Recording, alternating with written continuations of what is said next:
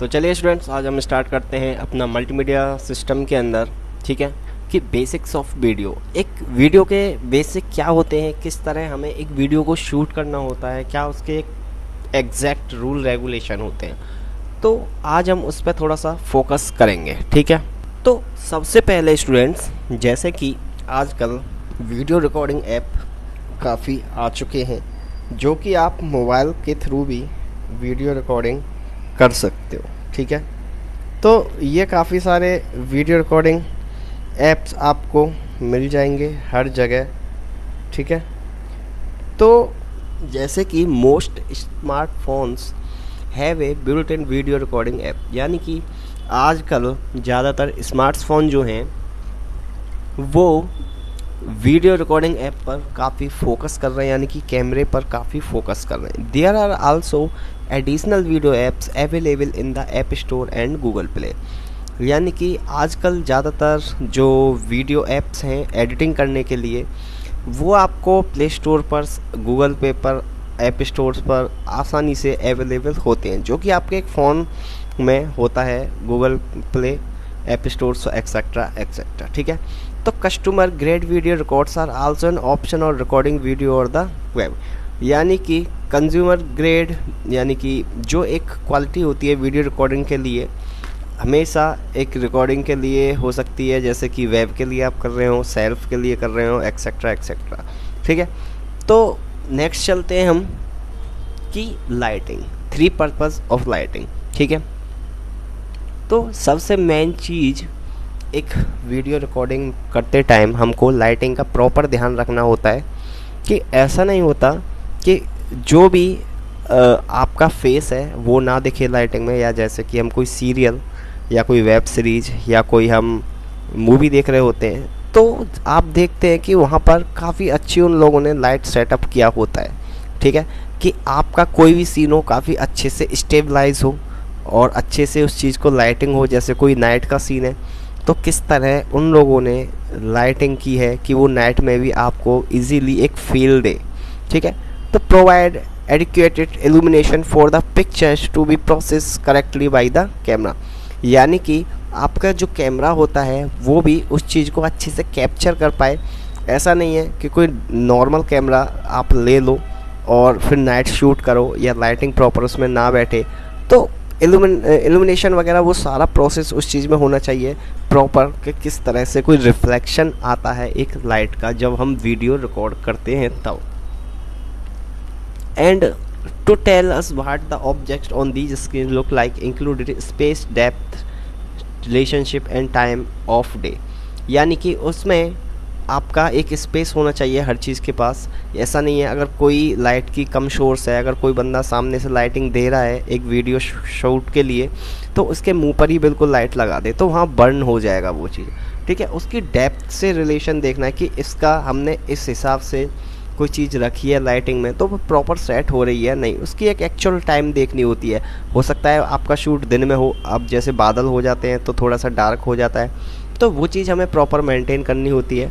ठीक है, to stabilize the mood of a scene, यानी कि एक सीन के हिसाब से आपको सारा सेटअप करना होता है कि किस तरह से डे कैसा है, कि धूप निकल रही है या फिर बादल हो रहे हैं या फिर शाम का सीन है या सुबह का सीन है, तो उस हिसाब से पूरा एक्चुअल फील देना होता है एक वीडियो के अंदर, देखने वाला खुद समझ जाए कि हाँ शाम है, सुबह है या दोपहर है या बादल हो रहे हैं या फिर नाइट सीन है। ठीक है, ये सब सारा प्रोसेस होता है एक लाइटिंग के थ्रू जब वीडियो आपकी रिकॉर्ड होती है तब। उसके बाद hard light and soft light. ठीक है, देखिए hard light very pronounced direction cast strong shadow, यानी कि एक हार्ड लाइट में काफ़ी एक डार्क थीम होती है एक शेडो की, जैसी कि इमेज के थ्रू आपको दिखा रखा है कि उस पर लाइटिंग पड़ी हुई है और वो एकदम काफ़ी डेप्थ क्रिएट कर रही है हर चीज़ का, तो आप देख पा रहे हैं हार्ड लाइट की इमेज में वो चीज़।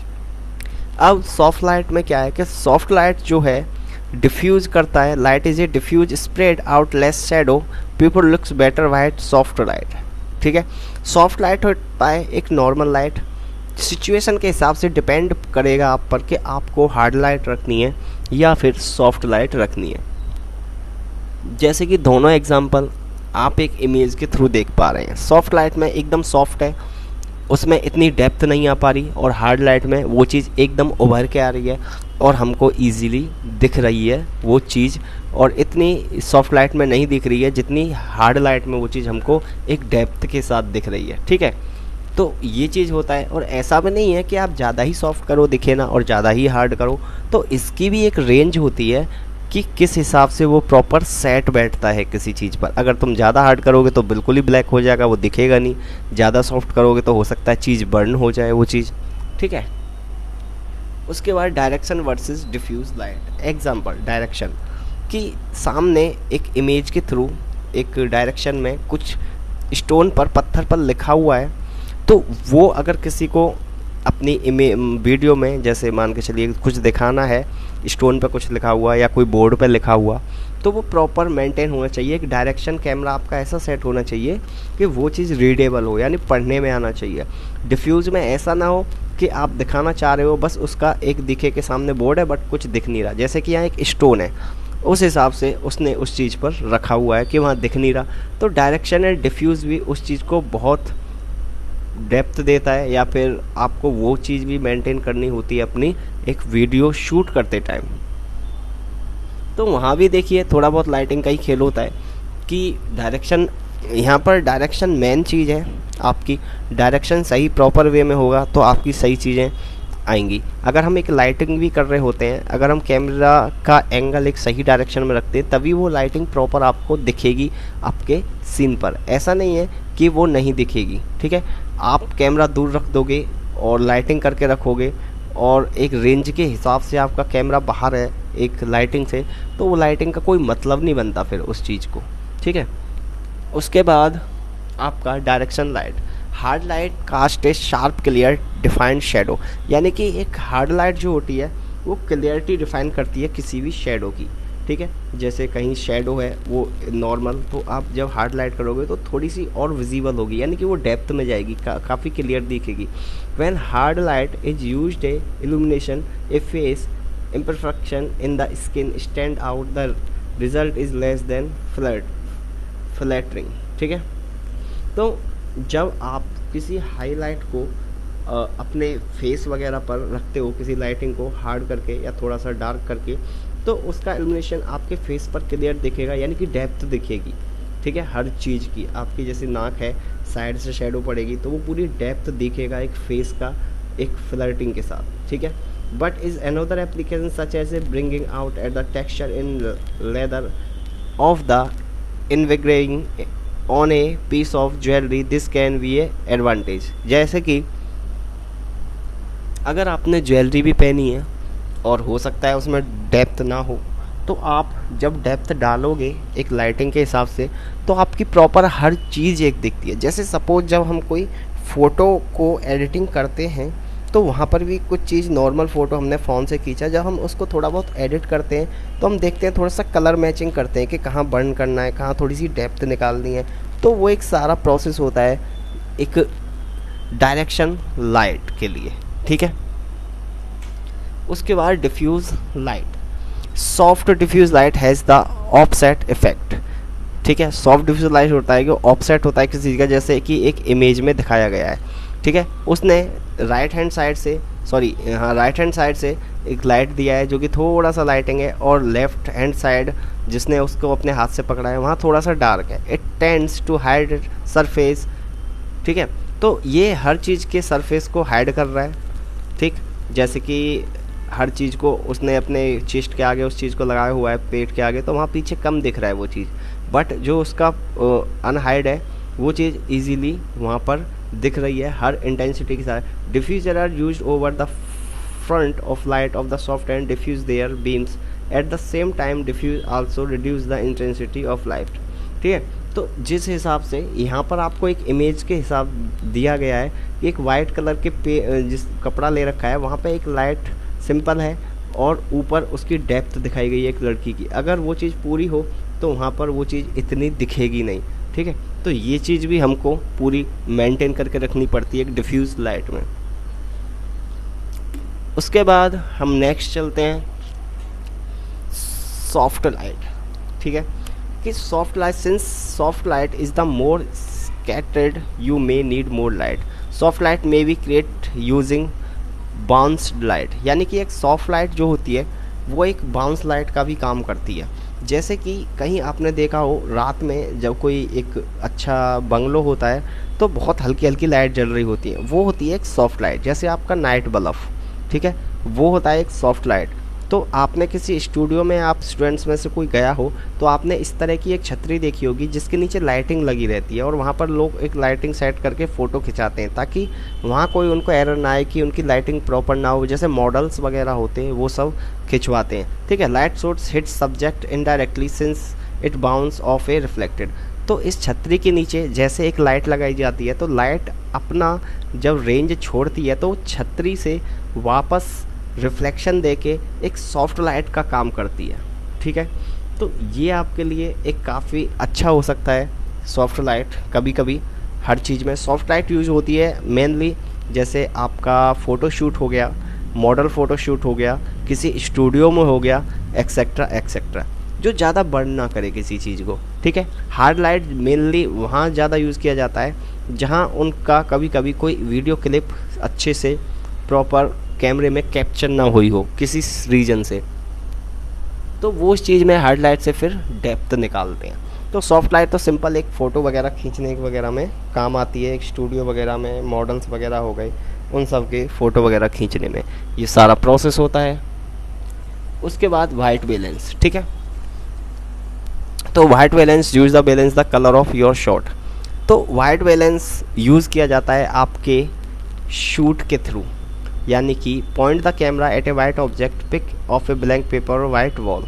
यानी कि अगर आप अपना कैमरे से कोई वाइट कलर का बैकग्राउंड या चीज़ है वहाँ पर फ़ोटो खींचते हैं तो वो चीज़ प्रॉपर वाइट आएगी। Object should be in the same light that you will use in shooting, ठीक है। तो इसका कहने का पूरा पर्पज़ ये है, जो वाइट बैलेंस होता है कि कहीं आपने हल्की सी शेडो में अपनी फ़ोटो खींची तो जब आप एडिटिंग कर रहे होते हो तो लेवल्स के थ्रू उस चीज़ पर थोड़ा सा फेस क्लियर करना है, यानी कि आपका फेस थोड़ा सा डार्क आ गया तो वो वाइट बैलेंस के थ्रू उस चीज़ को थोड़ा सा चमकाते हैं, ठीक है। जैसे आप अपने फ़ोन में थोड़ा बहुत फ़ोटो ऐड करते हो तो लाइटिंग सोर्स देखते हो कि अभी थोड़ा सा डार्क है, अभी मैं इस पर वाइट टोन मिला देता हूँ या मिला देती हूँ, तो उस हिसाब से वो चीज़ प्रॉपर सेट होती है किसी भी लाइट में, ठीक है। तो अगर देखो कैमरे के अंदर ये भी फीचर्स आते हैं कि जैसे जब आप कैमरे से फ़ोटो शूट कर रहे होते हैं तो वहाँ भी कैमरा भी एक वाइट बैलेंस का इंटेंसिटी का भी एक ऑप्शन होता है कि अगर जैसे आप शाम के टाइम में कोई फ़ोटो शूट कर रहे हैं तो कैमरे में थोड़ा डार्कनेस आया तो आप उसके थ्रू उसको डार्कनेस को थोड़ा सा लाइटिंग दे सकते हैं वाइट बैलेंस के साथ, ठीक है। जब किसी फ़ोटो पर वाइट रिफ्लेक्शन पड़ेगा तो अपने आप ही चमकेगा थोड़ा सा फ़ोटो के, हाँ थोड़ा सा इसमें लाइटिंग का सोर्स अच्छे से निभाया गया है या फिर इसमें मेल्ट किया गया है, तो वो चीज़ होता है एक वाइट बैलेंस। जैसे कि यहाँ पर आप देख सकते हैं कि an improperly white balance camera can cause your video to appear yellow, greenish और रेडियस। यानी कि एक वाइट बैलेंस देखिए, ऊपर वाले इमेज में एक हल्का सा वाइट बैलेंस डाला गया है, नीचे वाला नॉर्मल है, ठीक है। Example bad top image, good bottom image. अगर एक हिसाब से आप वाइट कलर डालते हो किसी चीज़ में तो एक गुड भी रहता है, और ज़्यादा वाइट डालोगे ऊपर जैसा तो वो थोड़ा सा, उसने एग्जांपल में बताया, वो बैड होता है एक टॉप इमेज के लिए, ठीक है। आप अपने अकॉर्डिंग अपने वीडियो या इमेज पर भी जो भी एडिटिंग करना चाह रहे हो उसके हिसाब से एक वाइट बैलेंस प्रॉपर होना चाहिए किसी वीडियो के लिए या फिर किसी फ़ोटो को अच्छे से एडजस्ट करने के लिए उसके कलर को। तो यहाँ इमेज के थ्रू आपको एक एग्जाम्पल भी दिखा दिया गया है। उसके बाद if you move the camera into different lights और the light source change then you will need to redo the white balance setting, ठीक है। जैसे मैंने कि बताया अभी कुछ देर पहले कि जैसे आप डार्क में फ़ोटो खिंचाते हो और फिर अपने कैमरे से उस चीज़ को मैनेज करते हो, इंटेंसिटी में जाके वाइटनेस करते हो, तो ये वही चीज़ बता रहा है कि जब आप अपने कैमरे को मूव करते हो अलग अलग एंगल पे द लाइट सोर्स चेंज, तो लाइट सोर्स चेंज होता है, ठीक है। They you will need to the redo the white balance setting, तो वहाँ पर आपको अपनी वाइट बैलेंस सेटिंग को मैनेज करनी ही पड़ेगी।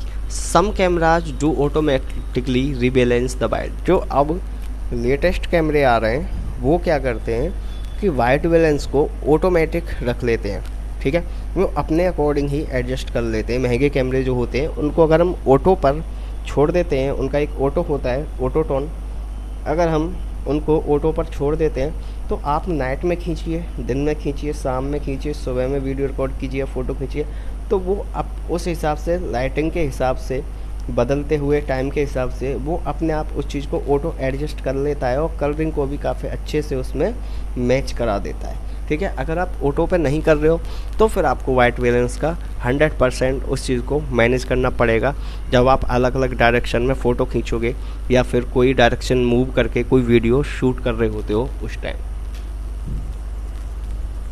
Stability shoot.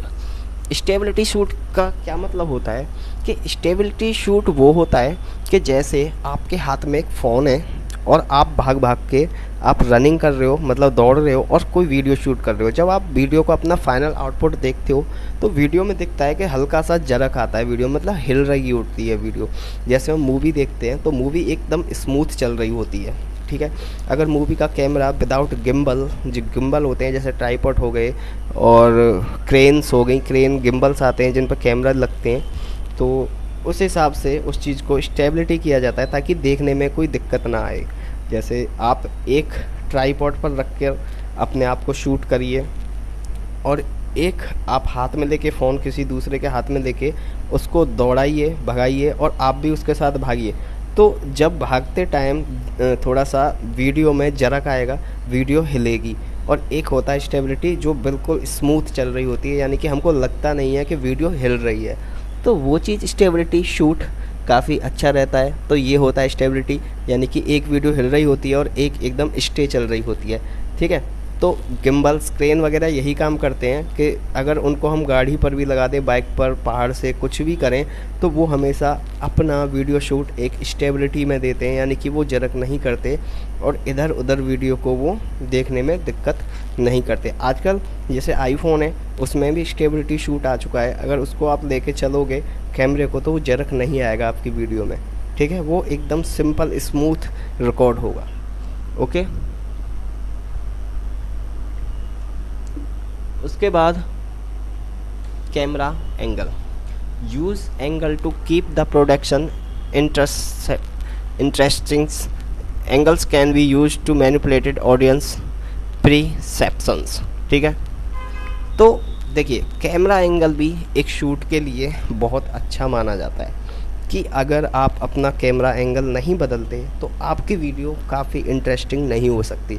जैसे कि मान के चलिए कोई मूवी जब आप देख रहे होते हो और कोई फाइट सीन होता है, अगर वो फाइट सीन सीधा सीधा होता रहे, कैमरा स्लो में न जाए या फिर कैमरा ऊपर नीचे अप डाउन ऐसा ना करे, जैसे ड्रोन होते हैं, ड्रोन शॉट से भी काफ़ी अच्छे शॉट्स निकलते हैं एक वीडियो शूट करते टाइम, तो वो चीज़ सब देखी जाती है कैमरा एंगल में कि किस तरह होता है। जैसे अलग अलग क्लिप शॉट देते हैं किसी मूवी में, वेब सीरीज़ में या किसी सीरियल में, या फिर जहाँ तक कि शादियाँ की जब कोई वीडियो शूट होती है तो उसमें भी अलग अलग एंगल वो बंदा जब शूट कर रहा होता है तो अलग अलग एंगल वो लेता है, सिर्फ एक एंगल से काम नहीं चलता, ठीक है। तो जब जो है मूवियाँ आपकी या कोई वीडियो या कोई ब्लॉग जब कोई बनाता है किसी कैमरे से, तो छोटी छोटी क्लिप काट के रखता है, हो सकता है 10 मिनट की हो, 5 मिनट की हो, 2 मिनट की हो, 1 मिनट की हो, तो अलग अलग कैमरा एंगल पर, यानी कि देखने वाले को एक अच्छा इंटरेस्ट आए उस वीडियो में जो अलग अलग कैमरा शूट में होगा, ठीक है। तो ये सारा प्रोसेस होता है एक वीडियो का और कैमरा एंगल का, यानी कि अलग अलग डायरेक्शन पे हो सारी की सारी शूटिंग वगैरह वगैरह, ठीक है।